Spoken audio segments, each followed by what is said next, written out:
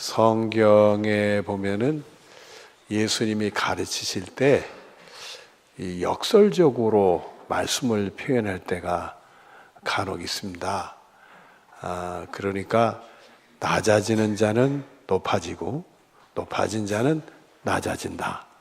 이런 유의 말씀들입니다. 그래서 우리가 일반 세상 상식하고는 조금 다른 접근을 하셔서 그렇게 역설적으로 표현할 때가 많습니다. 예수님의 말씀을 보면은 다양하게 이제 문학적인 장르를 가지고 우리에게 표현을 했는데 나는 무슨 장르를 가지고 한다 이런 말씀 하시지 않죠. 우리도 이제 성경을 볼 때 그렇게 정리를 하는 것뿐이지 예수님 그런 말씀 하지는 않으셨어요. 이런 역설적인 표현들이 예수님에게 이제 자주 나오곤 하는데 오늘 본문 말씀도 그런 표현입니다. 오늘 본문 말씀을 보면 역설적인 내용들이 나와서 왜 예수님이 이렇게 말씀하셨을까? 그런 질문을 우리가 갖게 되는 그런 내용의 말씀이 나옵니다. 우리 한번 본문을 보시죠. 본문 49절 앞에 보면은 내가 무엇을 땅에 던지러 왔노니? 불이라는 말을 쓰셨어요. 예수님이 이 땅에 오신 것은 불을 땅에 던지러 오셨다. 이 불이라는 것은 일반적으로 이제 성경에 보면 하나님이 임재하실 때 여러 다양성을 가지고 임재하지만 그 중에 이제 불로 임재를 하시는, 여러분들이 아시다시피 모세가 호렙산 떨기나무에서 거기서 하나님을 배웠게 되잖아요. 그때 불로 임하시는 그런 내용이 나옵니다. 근데 오늘 말씀은 그런 거는 아닌 것 같아요.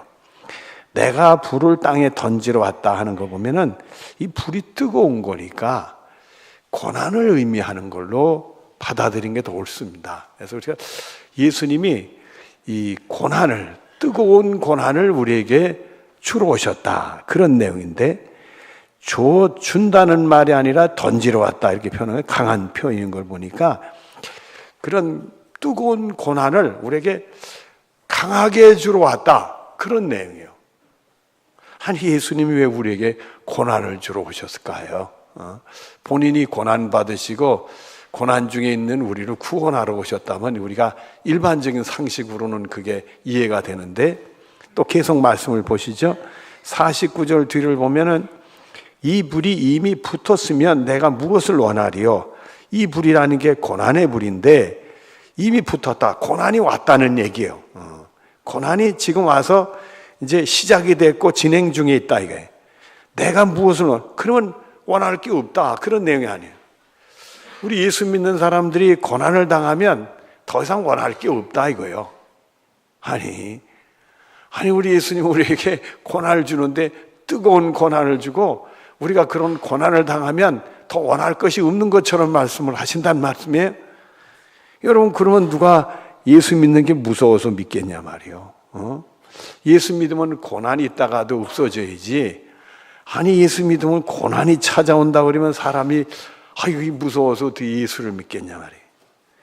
그러면 예수님이 어찌 이렇게 말씀을 하시고 계시는가? 또 본문을 보죠. 50절 앞에 보면 나는 받을 세례가 있으니 예수님이 받을 세례가 있다. 여러분 예수님이 이미 세례를 받으셨죠. 공생애를 시작하면서 요단강에서 세례 요한에게 세례를 받으셨잖아요. 그때 하늘에서 내 기뻐하네 사랑하는 자다. 이런 음성도 하늘에서 선포가 나왔잖아요. 그 세례를 받았는데 또 내가 받을 세례가 또 있다 그랬어요. 마가복음 10장 38절 뒤를 보면은 내가 마시는 잔을 너희가 마실 수 있으며 내가 받는 세례를 너희가 받을 수 있느냐 이런 말씀이 나와요.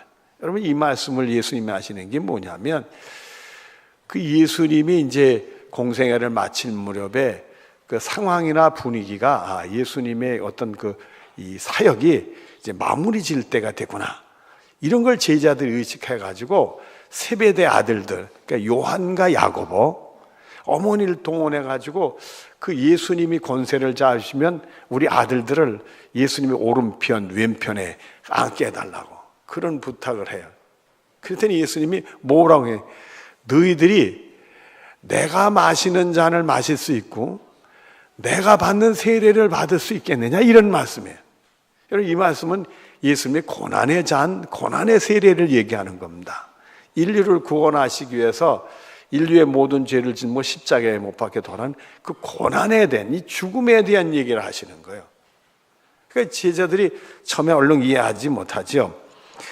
여하튼간에 베드로전서 2장 24절 앞에 보면 친히 나무에 달려 그 몸으로 우리의 죄를 담당하셨으니 이는 우리로 죄에 대해 죽고 의에 대해 살게 하려 하십니다.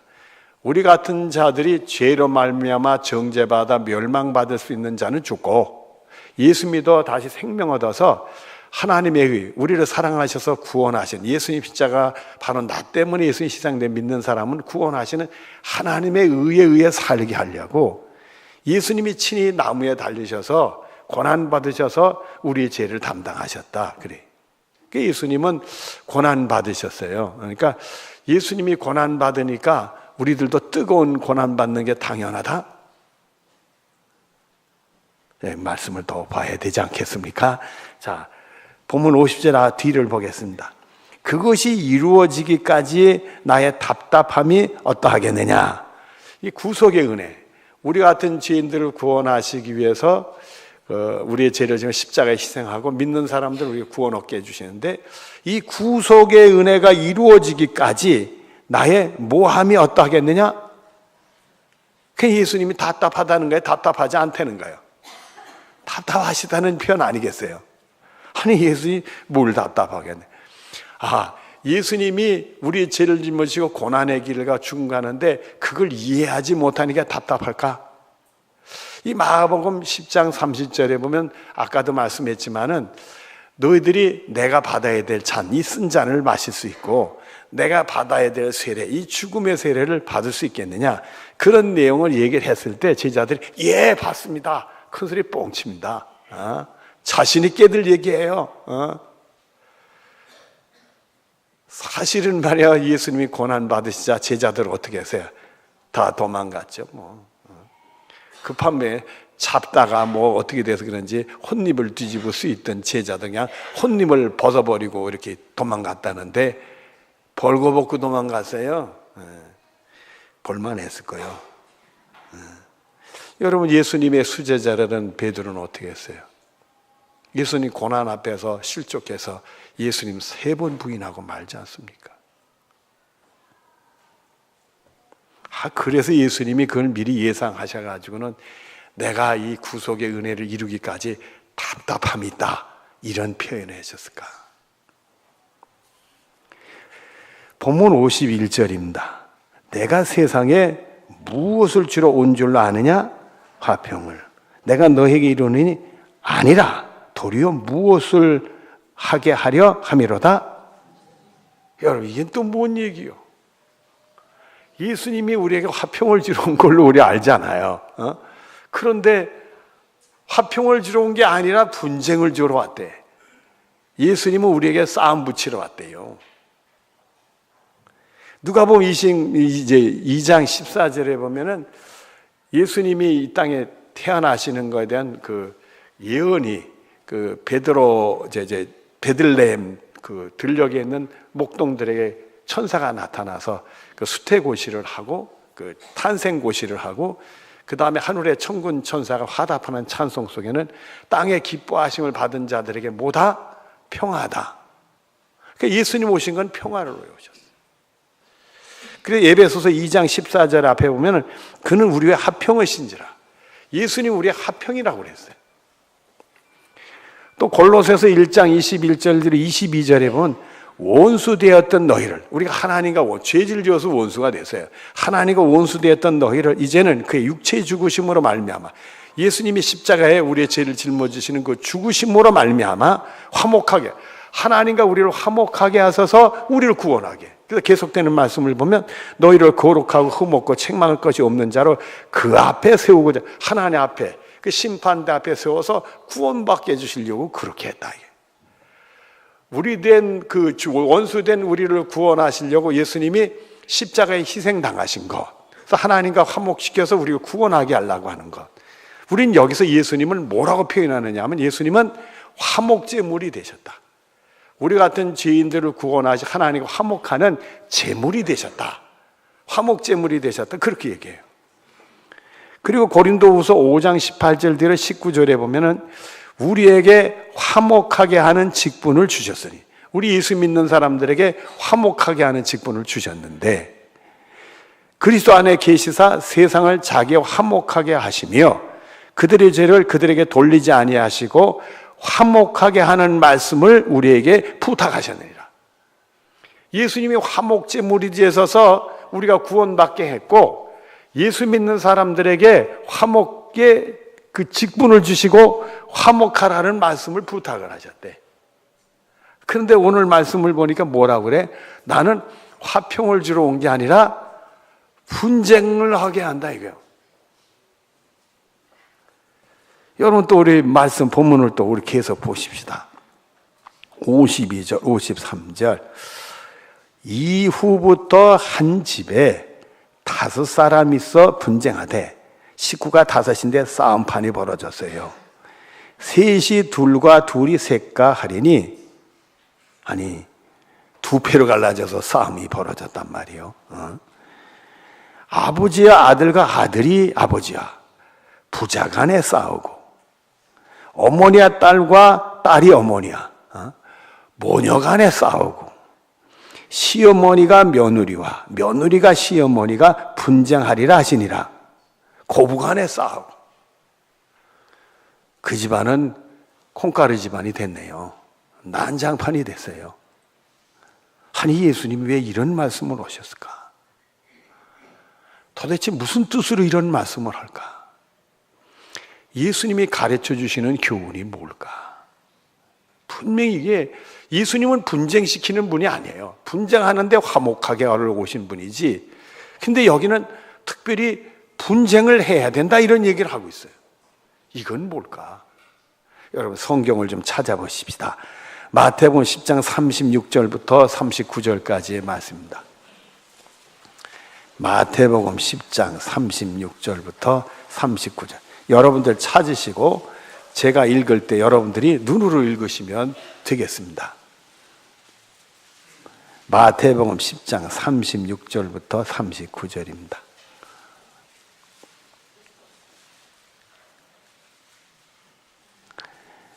(36절) 이것도 다 예수님의 교훈의 말씀인데, 36절. 사람의 원수가 누구니라? 자기 집안 식구래. 여러분, 예수 믿는 사람들이 자기 집안 식구가 원수되는 경우가 뭘까요? 한 2가지 생각을 했어요. 하도 불량한 자녀를 둔 부모에게는 자식이 뭐라고 그래요? 원수라고 그러지. 하도 못되게 구니까. 근데요, 2번째는 못되게 구는 식구가 하나 있어요. 다 불교 신자고 말이에요. 예수 믿으면 안 되는 집안인데 말이에요. 한 사람이 예수를 믿었네. 그러면 그 집안 식구에서는 뭐라고 그래요? 그 불량한 식구지. 아니 예수 믿지 말아야 될 집안에서 예수를 믿었네. 그러면 예수 믿는 것에 대해서 물론 사랑하는 식구인데도 불구하고 교회를 못 다니게 하려고 핍박을 해야 안 해? 하지. 그럴 때는 집안 식구가 다 어떻게 돼요? 원수가 되지. 그 다음 말씀 우리가 보시자고요. 37절. 아버지나 어머니를 나보다 더 사랑하는 자, 나는 누구죠? 예수님. 아버지나 어머니를 예수님보다 더 사랑하는 자는 내게 합당하지 아니하고, 아들과 딸을 나보다 더 사랑하는 자도 내게 합당하지 아니하며, 이렇게 돼 있어요. 식구들을 사랑하지 말라는 얘기 아니라 부모를 사랑하고 자식을 사랑하는데 예수님보다 더 사랑하면 그건 합당한 게 아니래. 그렇다면 내가 예수를 믿는데 집안 식구들이 반대를 해가지고 회방을 놓고 나한테 너무 힘들게 한다. 그럴 때 우리는 누구를 더 사랑해야 된다? 예수님을 더 사랑해야 된다. 그리고 38절을 더 보십시다. 또 자기 십자가를 지고 나를 따르지 않는 자도 내게 합당하지 아니하니라, 이렇게 돼 있어요. 그게 십자가라면 십자가를 짊어져야 되는 거지. 만약에 십자가지가 가족들이 압력을 받고 가족들 의가 갈라지고 분쟁이 생기면 아이고 내가 예수 믿지 말아야지, 이렇다면 그건 합당하지 않은 거예요. 십자가라면 짊어져야 된다. 그리고 39절을 또 보십시다. 자기 목숨을 얻는 자는 잃을 것이요 나를 위하여 자기 목숨을 잃는 자는 얻으리라, 이렇게 돼 있어요. 이것도 역설적인 표현들인데 자기 목숨을 얻고자 하면 잃어버린다. 그렇다면 가정이 화목하기 위해서 내가 예수 믿는 걸 스톱해야 되겠구나. 그러면 잃어버린대. 그렇겠죠. 내가 예수 믿지 않게 되니까 구원을 잃어버리겠죠. 또 나를 예수님을 위해서 자기 목숨, 그러나 그런 분쟁이 생기고 고난이 오고 박해가 오더라도 정말 예수님을 위해서 가족조차도 잃어버릴 수 있다면, 나 자신을 잃어버릴 수 있다면 얻으리라. 예수 믿고 구원 얻게 된다. 그러면 나 혼자 예수 믿고 구원 받는 걸로 끝나게 될까요? 그런 얘기를 하는 게 아닙니다. 더 나아가서 내가 예수 믿어야 가족을 구원할 수 있지. 안 믿는 식구들 앞에 내가 굴복하면, 내가 예수 믿는 걸 포기하면 누가 우리 가정을 구원으로 인도할 수 있겠니? 제가 먼저 섬겼던 하남시의 새능교회 조곤사님이라는 분이 계셨어요. 이 조곤사님이 아주 극성스럽게 예수를 믿는 분 같아요. 외모도 그래요. 좀 강해 보이고 보통 예수를 열심히 믿는 분이 아니에요. 나 하루는 신방을 했는데 그분의 삶을 얘기를 듣게 됐어요. 자기가 부모님이 시집가라고 해서, 옛날엔 그랬잖아요. 시집을 왔는데 예수 하나도 안 믿는 집으로 시집을 왔대. 부모님이 신앙이 없으니까. 그래가지고 그 시댁에서 핍박이 시작이 됐는데 예수 믿는다고 얼마나 자기를 힘들게 하고 그랬는지 모르는데, 교회 가니까 교회 가지 못하게 시아버지가 머리를 잘랐대. 근데 보자기 쓰고 교회 갔대. 극성스럽게 예수 믿는 분이었어. 그러면서 제 앞에 눈물을 흘리면서 하는 말씀이, 얼마나 제가 시집 와서 고난을 많이 당했는지 모릅니다. 그런데 하나님이 은혜 주셔서 믿음 지키게 했고 내 온 식구를 다 예수 믿게 했습니다. 그 집안 식구가 다 교회를 나와요. 그리고 우리 시댁에 삼촌집이 있는데 그 집도 지금 복음 전해서 그 중에 한 사람이 지금 예수 믿기 시작했습니다.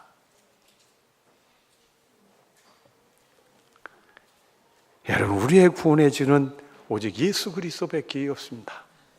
그분만이 길이고 진리고 생명입니다. 다른 이름을 우리에게 주신 적이 없다라고 베드로가 설교를 하고 있습니다. 사도행전 4장에 나오는 말씀입니다. 요한복음 12장 24절에 내가 진실로 진실로 너에게 이르노니 한 알의 밀이 땅에 떨어져 죽지 아니하면 한 알 그대로 있고 죽으면 많은 열매를 맺느니라. 그래요. 내 식구들이 원수가 될 수 있고 나 때문에 가정이, 내 신앙생활 때 분쟁이 일어날 수가 있단 말이에요. 그러나 내가 죽으면, 죽지 않으면 그대로 있겠지만 죽으면 많은 열매를 맺느니라. 마태오 5장 11절부터 12절 앞에 보면은 이로 말미암아 너희를 욕하고 박해하고 거짓으로 너희를 거스려 모든 악한 말을 할 때에 너희에게 복이 있나니 기뻐하고 즐거워하라. 하늘에서 너의 상이 큼이라. 나를 위하여, 우리 예수님 때문에 사람들이 욕하고 박해하고 거짓으로 거슬려 악한 말을 할 때 너에게 복이 있다. 오히려 기뻐하고 즐거워하라. 하늘의 상이 너에게 큼이다. 그렇게 말씀하셨어요. 여러분, 우리가 예수 믿는 게 평탄하면 얼마나 좋겠어요. 그러나 예수 믿기 전에 우리가 예상치 못한 일들이 생길 수가 있습니다. 저는 그런 생각을 해봤어요. 지금 우리가 예수 믿기 평안한 시대예요. 옛날보다 훨씬 좋은 시대. 우리나라 초대교회 때 우리나라는 게 뭐겠어요? 다 우상 숭배고 대부분이 불교하면 유교잖아요. 더구나 그런 분들이 예수를 믿는다면, 식구들이 예수 믿는다면 용납들을 못했잖아요.